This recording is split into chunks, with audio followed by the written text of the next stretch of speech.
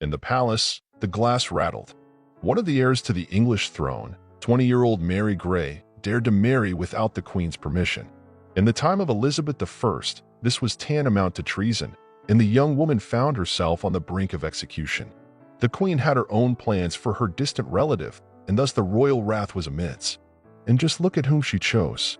He's a gatekeeper, and you're a princess. What were you thinking? Elizabeth fumed. Shorty, ugly was how Elizabeth Tudor would often refer to one of her potential heirs. They had never shared any sisterly feelings, even though they were related.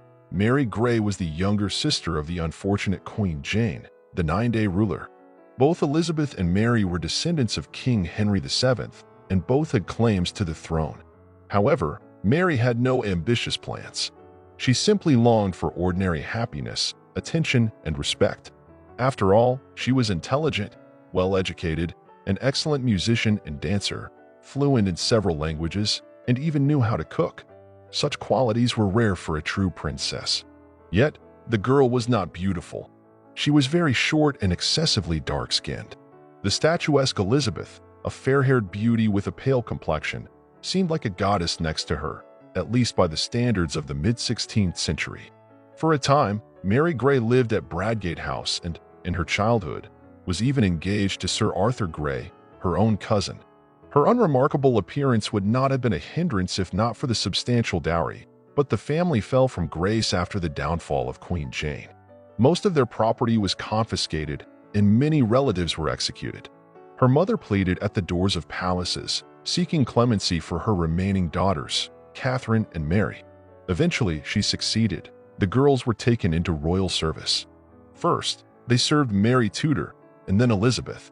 Mary's income was meager, £20 a year. Who would agree to such a thing? Especially with her looks working against her.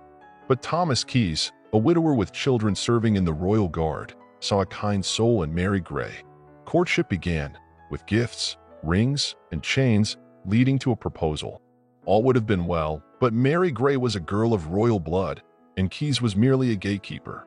Nevertheless, a secret wedding took place. In Whitehall, while Queen Elizabeth was away from London, Mary invited 3 relatives, a childhood friend, some maids, and the groom's acquaintances to the ceremony to avoid accusations of illegitimacy. Formally speaking, everything was above board, but the Queen had not given her consent.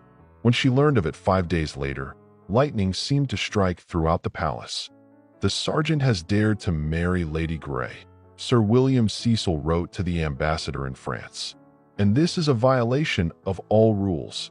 Keyes was immediately imprisoned, and Mary was placed under house arrest at an estate in Buckinghamshire.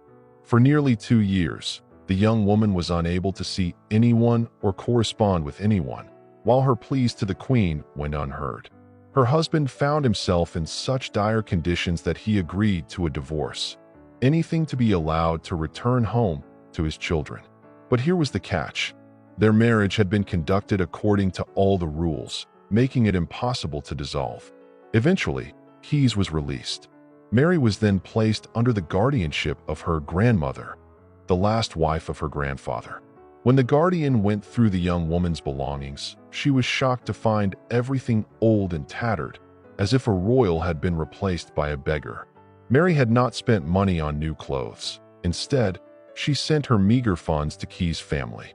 When Thomas died a few years later, the compassionate young woman approached the Queen again, expressing her desire to care for her late husband's orphan children. Reluctantly, Elizabeth was forced to make concessions. Gradually, she granted Mary a supplemental allowance, allowed her to live separately from her guardians, reinstated her as a lady-in-waiting, and permitted her to assist Thomas Keyes' children. The unattractive princess, who had been denied the chance to love a gatekeeper, succumbed during the London plague. She had already divided her modest savings in a will, leaving part to her grandmother and part to her husband's heirs.